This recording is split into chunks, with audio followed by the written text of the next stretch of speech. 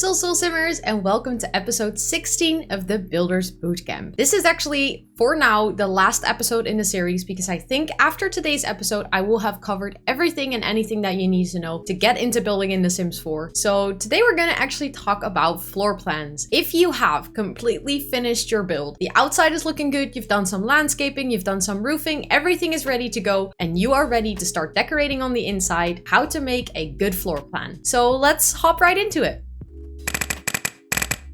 I've actually quickly placed down a build that I made a while back. It is on my gallery if you want to download it. In the gallery, it actually has a floor plan. I deleted the floor plan for the sake of this video, but on the gallery, it has a floor plan and it's actually completely empty. So if you want to just start out with a simple build, it's completely base game as well. You can download the house and then you can place it in your world and decorate it to your liking. However, for today's episode, I've actually completely gotten rid of the floor plan so I can show you guys how to make a good floor plan. Today's video is again going to be a little bit more tip-based. So I will go through a lot of the things that you can take into consideration or keep in mind whenever you're doing a floor plan, and you can take away from it whatever you want because that way you can make your own creative floor plans as well. So tip number one is actually if the upstairs area of your house is a vastly different shape or a lot smaller than the downstairs area of your build, is to start with placing the stairs. In this case, the upstairs area is reasonably large, so it doesn't really matter where I place the stairs. However, I can already see that if I place the stairs here and it will make rooms on this side of the house and I place the stairs all the way in this corner, we're probably gonna end up with a very long hallway, and that doesn't very often look good in The Sims. So if I want to make sure that this area or this upstairs floor is split up in a way that makes sense, I might want to add the stairs somewhere in the middle or maybe somewhere on this side so that we can make a generally larger hallway here and then we can still split it up. I think for this house, because it's a larger house in general, it might be completely fine to add the stairs in later and first do the rest of the floor plan, but just keep this in mind that if you have specifically a tiny house or a house that has a lot of weird and different shapes in it, sometimes you might not be able to place the stairs just anywhere, or sometimes they might only fit in one place, or sometimes to make sure that the rest of the build is split up nicely, it does help to first figure out wherever you want to place the stairs. And this build, I'm not going to do it because I feel like this build is suited for first coming up with a good floor plan and then placing the stairs. But just keep this in mind that adding stairs can be a little bit of a challenging thing in the game. So if you feel like it's something that you might struggle with in a certain build, just start with the stairs and do the rest of the floor plan around it. Then, like I already kind of said earlier, is that in real life, a lot of houses have hallways, like long hallways with multiple doors. In The Sims, this is functional. However, it tends to look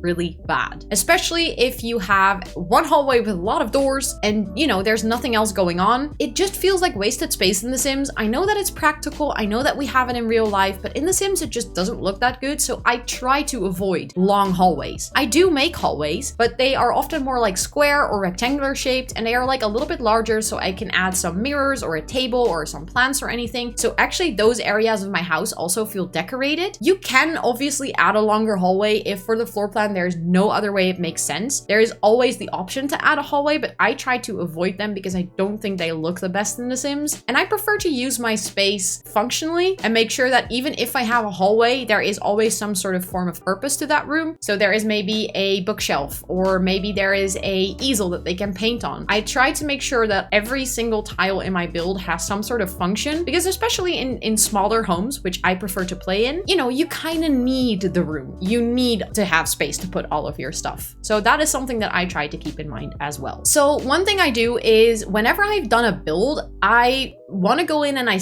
try to see if there is already some rooms or things that form naturally based on the shape of the house. As I can see in this house, I kind of feel like this bump out is already sort of a room. I can obviously make it bigger by doing this, but I do feel like this bump out, it already naturally forms a room in the house. I feel like the same goes for this. You have the door coming in, and especially if I draw the wall like this, so it lines up with the wall here, this kind of gives us a very natural entryway or a natural hallway. Then looking at that, I see that this kind of also forms a room, and we also have the back door here that leads out onto the garden or the patio. So I think this might be a very nice room for either a kitchen. You could also have a living space, but I feel like a kitchen would make a little bit more sense. And then looking at this could very easily be a bedroom or a study or anything, and then this can be the main living space. As you can see, this was fairly easy to split up. And the reason it was fairly easy to split up is because the room or the house is not a rectangular or square shape. I remember saying this in the previous episode about roofing, but is just as important for the floor plan is make sure that your build is not a square or a rectangular. I feel like a lot of people think that whenever they start out building, it's very daunting to make kind of cubicles and like bump outs and stuff. And then, you know, they just place a rectangular or a square and they think it's easier to build. It is actually more difficult to split up a square without creating long hallways. It's more difficult to create a good looking roof when your build is a square. So if you want to make it easy on yourself, just experiment with adding like bump outs. This house is almost sort of L-shaped with a bump out. Just experiment with it and see if it, you know, makes your build look good.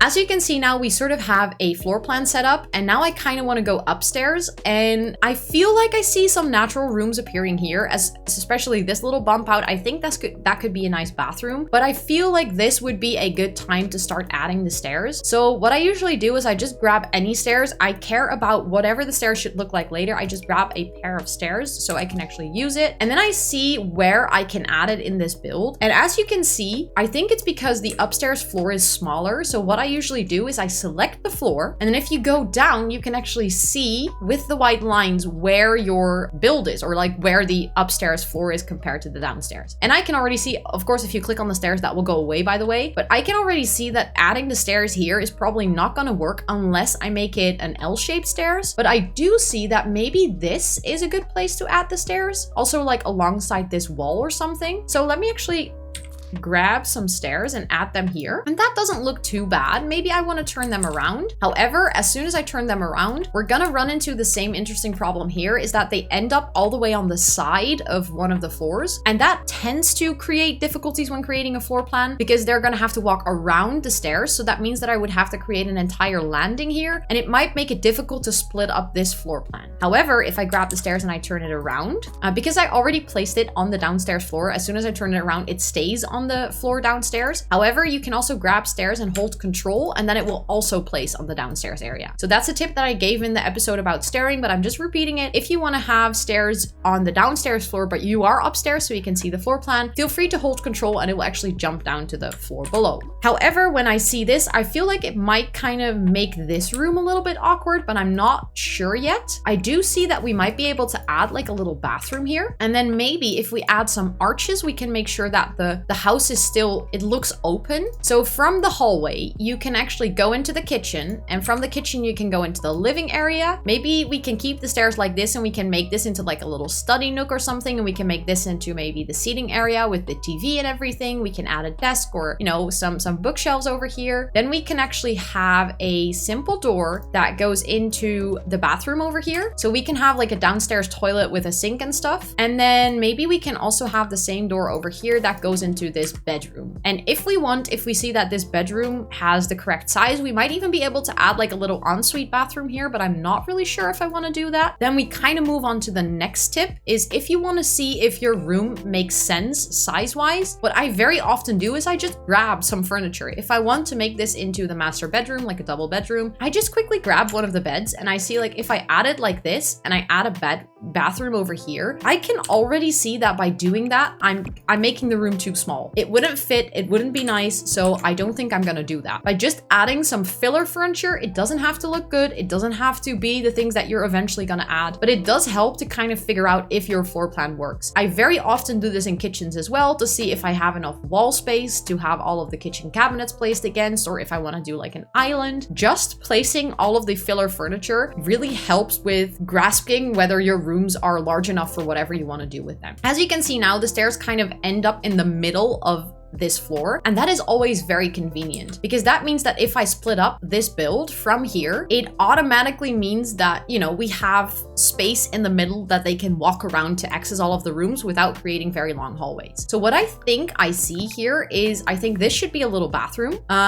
They can have like a shower and stuff, and maybe like a full bathtub shower combo in here, because that is like quite a large bathroom. And then this can be a bedroom. I did place windows in this build before I did did the floor plan. You can always place the windows after you do the floor plan and move them around a little bit. Obviously, since this was an existing build, the windows are already there. So I tried to keep it like this. And then we could do another bedroom over here. That would mean that we have to keep this area around the stairs free. And that is kind of limiting, I feel like, because I will show you why. Let me actually move the lights so I can draw a wall there. Because this kind of creates a very, very strange room. So what I would prefer to do is either make another bathroom. So then this is still like a very long room, but you can totally make something out of this. This should be fine. We can make a study or maybe even like a toddler bedroom or anything out of this. It is a little bit of a long shaped room. I try to prevent that as well on my floor plans. So I think if this was a new build, I might actually draw this room out a little bit like this. And then, I don't know, I would figure this out, maybe add like a corner here and then make sure that the roof fits as well.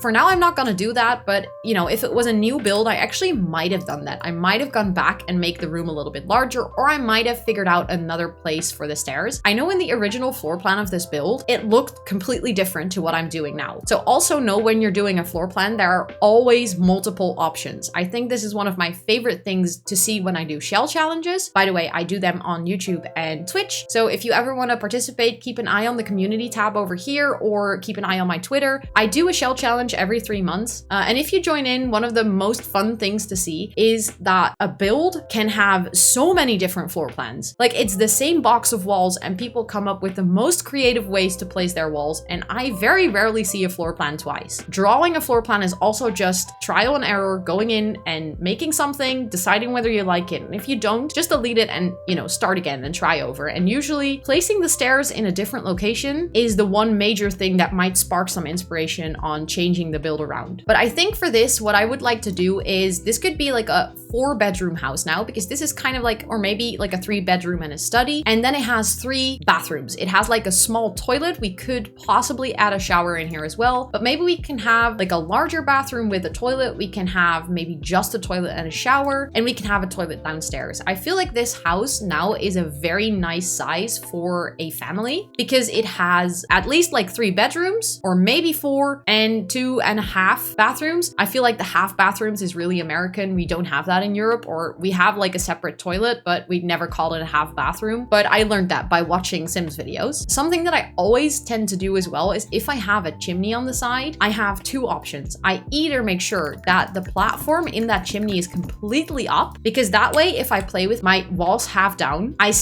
you don't see the little awkward room that is the chimney, like the wall stays up. Or I kind of sneak and I just take out the entire room. I make sure that the platform is flat, and it kind of gives me a little nice extra nook to work with. It really depends on the floor plan whether I close off the chimney and I just hide it, or whether I actually use it as some room to put something in. Sometimes I even put the fireplace in the chimney. In this case, it might not make too much sense also on the downstairs floor because it would be right next to the stairs. But you know, these are the smart little tips and tricks that help you make sense of your floor plan. I do see one thing in this floor plan that I usually like to avoid, and that is having a room in the center. Because I am a person, do not, please do not burn me for this, that plays with the walls half down. I cannot play with my walls up entirely because I feel like I lose oversight on what is going on in my build. And I cannot play with the walls entirely down because, let's be honest, that just looks ridiculous. Why would you do an entire build and then just hide the walls? So I'm that person that plays with the walls half up. But if you have a room that is like in the center of your build, then it will always have the walls down, and it will, to me, it looks like you're playing like this. And also, if you place a lot of things in that room, like, you know, a shower tub combo that is quite a chunky object in The Sims, it will still block out the view that you have over all of the other rooms. If you are building to actually play in it as well, you can keep things like this in mind when making the floor plan. If I build just for fun, just for building, I do not bother. I just place rooms in the middle and I don't care. If I build for gameplay, however, I make sure that my builds are always, you know, kind of taken in consideration that I'm gonna play in them. And I would most likely avoid having a room like this in the middle of the build because it's just gonna annoy me when I'm playing. Then another tip that I have is use references. Make sure that if you feel like you are uninspired to create a good floor plan, instead of trying to build a box and then figuring out a floor plan on the inside, just Google floor plan for a tiny house, or just Google floor plan for a family house. Obviously, getting the scale right in The Sims tends to be a little bit of a hassle. Sometimes, you know, you feel like you need half squares or half tiles and we don't have them. But at the same time, time, it can spark a lot of inspiration for, you know, some